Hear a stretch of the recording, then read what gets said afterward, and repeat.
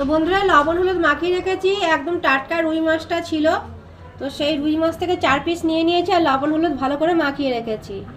আর এদিকে দেখো বন্ধুরা, কড়াইতে আমি সর্ষের তেল দিয়ে দিয়েছিলাম খানিকটা মাছটা ভাজবো বলে। তো তেলটা আমার গরম হয়ে গেছে, এবার আমি মাছগুলো ভেজে নেব একে একে। দেখো মাছ 4 পিস আমি কড়াইয়ে ছেড়ে দিয়েছি। এবার 1 পিস ভাজা হোক আর 1 পিস আস্তে আস্তে ভেজে নেব। মাছটা বেশি লাল করে ভাজবো না বন্ধুরা, মাছটা যেহেতু টাটকা মাছ।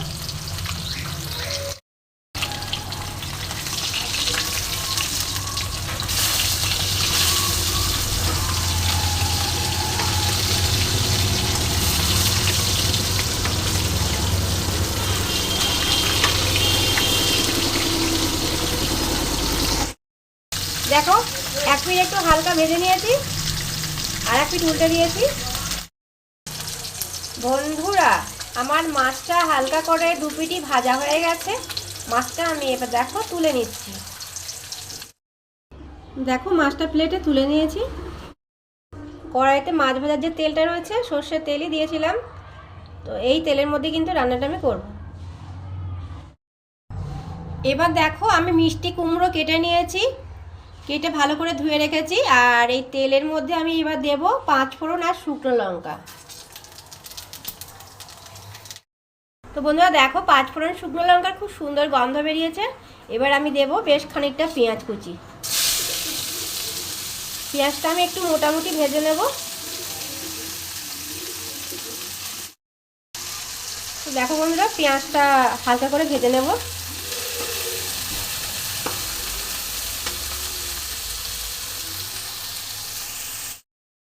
বন্ধুরা দেখো পেঁয়াজটা আমার হালকা করে ভাজা হয়ে গেছে, সুন্দর গন্ধ বেরোচ্ছে। এখন আমি দিয়ে দেবো এই কড়াইশুঁটি কটা, দিয়ে দিলাম।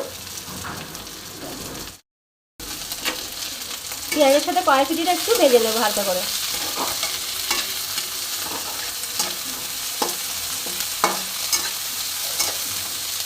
বন্ধুরা রান্নাটা কিন্তু খুব সাধারণভাবেই হয়ে যাবে, খুব সহজেই রান্নাটা হয়ে যায়, কিন্তু খেতে কিন্তু খুব ভালো হয়। অবশ্যই একবার বানিয়ে খেও। তো দেখো বন্ধুরা পেঁয়াজের সাথে আমার কড়াইশুঁটিটা একটু ভাজা হচ্ছে।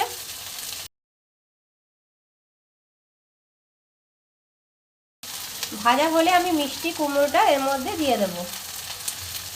তো দেখো আমার হালকা ভাজা হয়ে গেছে, এবার আমি মিষ্টি কুমড়োটা দিয়ে দেবো।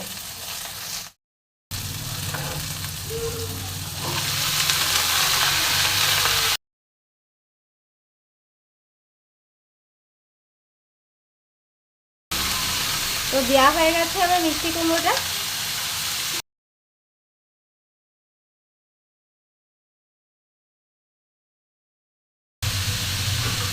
দেখো লবণ আর হলুদ দিয়ে দিলাম, আমার যতটা তরকারিটা দরকার হবে প্রয়োজন আমি ততটা দিয়ে দিই। এবার আমি এটাকে আবার একটু নেড়ে দেবো। আর এতে দেখো আমি এবার অল্প পরিমাণে জল দিয়ে দেবো। আমার কুমড়োটার কড়াইশুঁটিটা সেদ্ধ করার জন্য আমি জল দিয়ে দিলাম। এবার আমি একটু ঢেকে দেবো।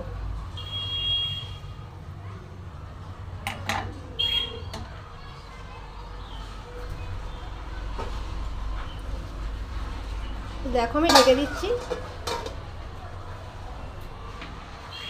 আমি ঢেকে দিলাম। বন্ধুরা বন্ধুরা আমার 5 মিনিট 7 মিনিট মতন হয়ে গেছে।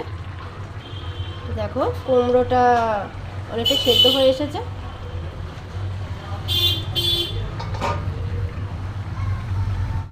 বন্ধুরা দেখো আমার কুমড়োটা অনেকটা সেদ্ধ হয়ে এসেছে। তো এখন আমি টমেটো কুচি দিয়ে দেবো। টমেটো কুচিটা আমি দিয়ে দিচ্ছি। আমার এখানে দুটো মাঝারি টমেটো আছে কুচি করা। ভালো করে একটু নাড়াচাড়া করে মিশিয়ে নেব। টমেটোটা কুমড়োর সাথে হালকা করে মিশিয়ে নেব।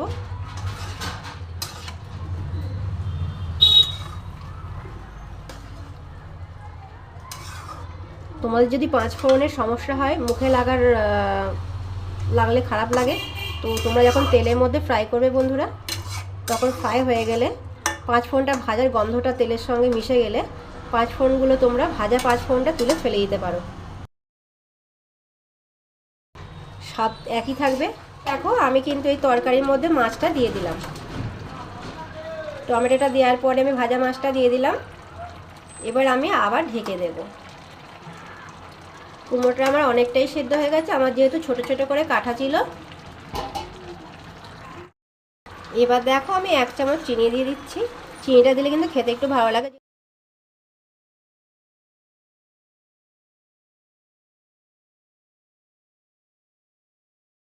ভালো লাগবে। দেখো আমার কিন্তু কোনো বাটা মশলা গুঁড়ো মশলা কিচ্ছু নেই, শুধু আমার একটু ফোড়নের ওপরে রান্নাটা হচ্ছে, খুব সাধারণভাবে হচ্ছে। ওই রান্নাটা বাড়িতে অবশ্যই বানিয়ে খেয়ে দেখবে আমার মতন করে। আশা করছি তোমাদের দুর্দান্ত লাগবে। 1 থালা ভাত তোমরা এই দিয়েই খেয়ে ফেলবে নিমিষের মধ্যে। ঢেকে দিলাম, যেহেতু আমি মাছ দিয়েছি আর একটু চিনি দিয়েছি, টমেটো দিয়েছি, ঢেকে দিলাম। আরও মিনিট 5 থাক। 5 মিনিট মতন হয়ে গেছে বন্ধুরা। গন্ধটা আর একটু ফলো করে দিও বন্ধুরা। দেখো একটু ধনেপাতা কুচি করে রেখেছিলাম, দিয়ে দিলাম। আর দেবো কটা গোটা কাঁচা লঙ্কা। কাঁচা লঙ্কাটা কিন্তু বন্ধুরা আমার গন্ধের জন্য দেব। আমরা যদি কেউ খেতে ভালোবাসি কাঁচা লঙ্কা, তাহলে আমরা ভাতের সাথে মেখে খেতে পারবো। তো আমি আরও 2 মিনিট ঢেকে দিলাম। আমার রান্নাটা যদি ভালো লাগে প্লিজ আমার একটু ফলো আর সাবস্ক্রাইব করে দিও বন্ধুরা। 2 মিনিট হয়ে গেছে, আমি ঢাকা খুলে তোমাদেরকে দেখাচ্ছি। অপূর্ব গন্ধ বেরোচ্ছে বন্ধুরা। দেখো বন্ধুরা আমি সুন্দর করে সাজিয়ে দিয়েছি। তো হয়ে গেল আমার রুই মাছ দিয়ে কুমড়োর তরকারি।